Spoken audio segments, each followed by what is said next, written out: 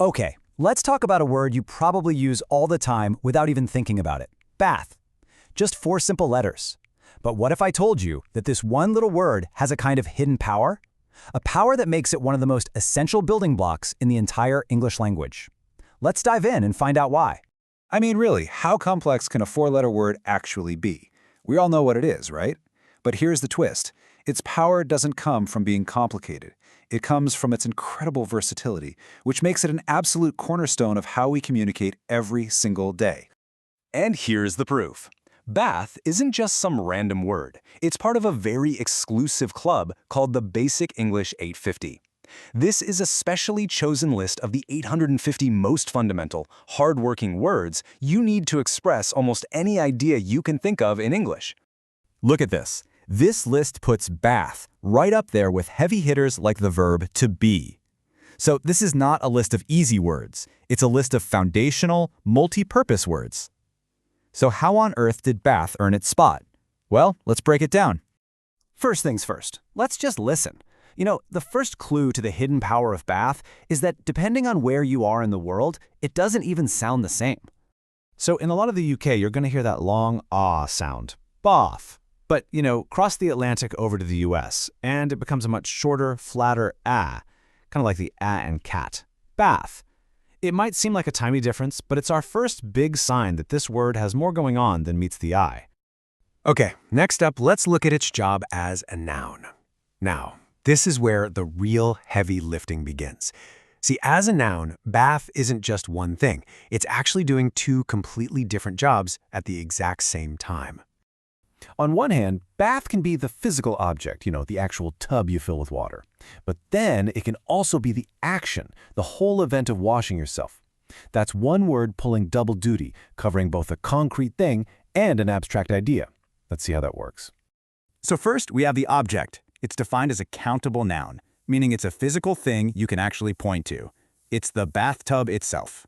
For instance, if you hear the sentence, Jane put in water up to the top of the bath, it's pretty clear, right? We're talking about the physical container. Simple enough. But then, just like that, the word totally shapeshifts. Bath can also mean the act of washing. And this is where it gets really interesting. It can be a specific, countable event, like I had one bath, or it can be the general, uncountable idea of bathing. For example, George takes a bath every day. Now, he's not literally picking up the bathtub and taking it somewhere. No, he's participating in the action of bathing. The word instantly flipped from an object to a process. I mean, that is incredible linguistic efficiency.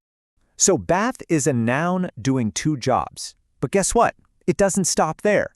It can also transform into a verb, an instruction, a command to take action. That's right. As a verb, it's an action you perform on something or someone else. You bathe the dog. You bathe the baby. The word is now directing the action outwards. Now, you might be thinking of the verb to bathe, and yeah, they're very close. Bathe often makes us think of swimming in a river or the sea. But when we're talking about using a tub, especially in British English, the simple direct command is often just to bath someone. All right, let's put all these pieces together. We've got a word with different pronunciations, 2 distinct noun meanings, and a verb function. So why does all this matter? Well, it all comes back to that basic English list. This incredible versatility is the hidden power of a supposedly simple word. Honestly, bath is like a linguistic Swiss Army knife. In one tiny 4-letter package, you get a tool for naming an object, a tool for describing an event, and a tool for giving a command.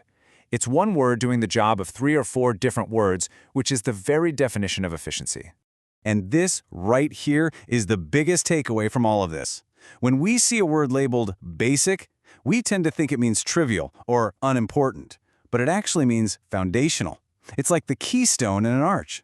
Bath is a powerful, load-bearing word that helps hold our entire communication system together. So I'll leave you with this little challenge. The next time you use a word like run or set or hand, just pause for a second. Ask yourself, what hidden jobs is this simple word really doing? What other powerhouses are hiding in plain sight in your everyday vocabulary?